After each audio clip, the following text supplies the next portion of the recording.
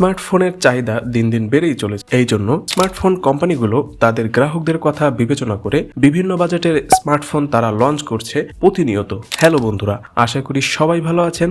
আজকে কথা বলবো 20,000 টাকার নিচে এবং 20,000 টাকার মধ্যে সেরা 5টি স্মার্টফোন নিয়ে। যারা রিসেন্টলি স্মার্টফোন কিনতে চাচ্ছেন তাদের জন্য আজকের ভিডিওটি খুবই গুরুত্বপূর্ণ। তার আগে আমার চ্যানেলে নতুন হয়ে থাকলে অবশ্যই আমার চ্যানেলটি সাবস্ক্রাইব করবেন। তো চলুন শুরু করি। Number 1, Infinix hot 50 pro.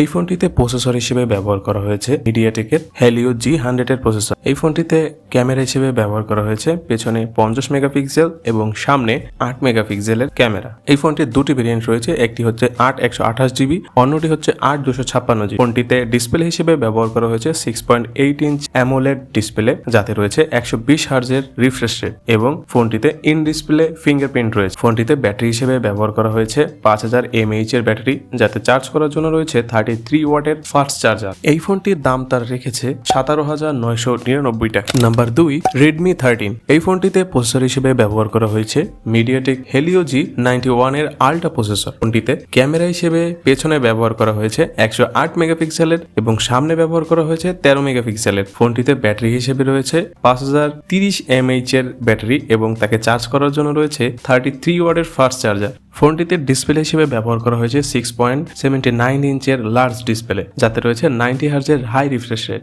এই ফোনটি 3টি ভেরিয়েন্টে আছে, একটা 6/128GB, আর একটা 8/128GB, আর অন্যটা 8/256GB। এই ফোনটির 6/128GB দাম তারা রেখেছে 16,999 টাকা এবং 8/128GB দাম রেখেছে 17,999 টাকা। Number 3, Realme C75। এই ফোনটিতে প্রসেসর হিসেবে ব্যবহার করা হয়েছে মিডিয়াটেকের হেলিও G92 ম্যাক্স প্রসেসর। এই ফোনটিতে IP69 ডাস্ট এবং ওয়াটার রেজিস্ট্যান্স রয়েছে, যার জন্য এই ফোনটি পুরোই ওয়াটারপ্রুফ। ফোনটির ক্যামেরা হিসেবে পেছনে ব্যবহার করা হয়েছে 50 মেগাপিক্সেলের এবং সেলফি ক্যামেরায় ব্যবহার করা হয়েছে 8 মেগাপিক্সেলের ক্যামেরা। এই ফোনটির দুটি ভেরিয়েন্ট আছে, একটি 8/128GB, অন্যটি 8/256GB। ফোনটির ডিসপ্লে হিসেবে ব্যবহার করা হয়েছে 6.72 ইঞ্চের লার্জ ডিসপ্লে এবং 90 হার্জের রিফ্রেশ রেট। ফোনটিতে ব্যাটারি হিসেবে ব্যবহার করা হয়েছে 6000 mAh এর ব্যাটারি এবং তাকে চার্জ করার জন্য এই ফোনটিতে 45 ওয়াটের ফাস্ট চার্জার রয়েছে। এই ফোনটির 8/128 এর দাম তারা রেখেছে 19,999 টাকা।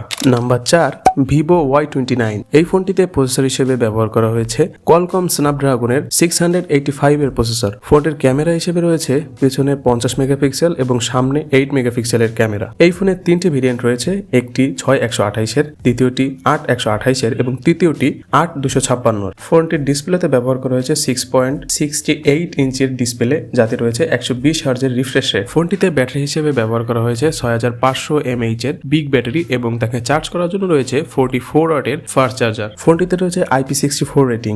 এই ফোনটির 6/128 এর দাম তারা রেখেছে 19,999 টাকা। নাম্বার 5-এ রয়েছে টেকনোর স্পার্ক 30 প্রো। এই ফোনটিতে প্রসেসর হিসেবে ব্যবহার করা হয়েছে মিডিয়াটেকের হেলিও G100 এর প্রসেসর। ফোনটির ক্যামেরায় রয়েছে পেছনে 108 মেগাপিক্সেল এবং ফ্রন্টে রয়েছে 13 মেগাপিক্সেলের ক্যামেরা। ফোনটির র্যাম হিসেবে রয়েছে 8GB এবং রম রয়েছে 128GB। এই ফোনটি ওয়াটার রেজিস্ট্যান্স রয়েছে IP54 রেটিং এর, যার কারণে এই ফোনটি ওয়াটারপ্রুফ। ফোনটিতে ডিসপ্লে হিসেবে ব্যবহার করা হয়েছে 6.78 অ্যামোলেড ডিসপ্লে, যাতে রিফ্রেশ রেট রয়েছে 120 হার্জের। ফোনটিতে ব্যাটারি হিসেবে রয়েছে 5000 mAh এর ব্যাটারি এবং তাকে চার্জ করার জন্য রয়েছে 33 ওয়াটের ফাস্ট চার্জার। 8/128 এর দাম তারা রেখেছে 19,999 টাকা।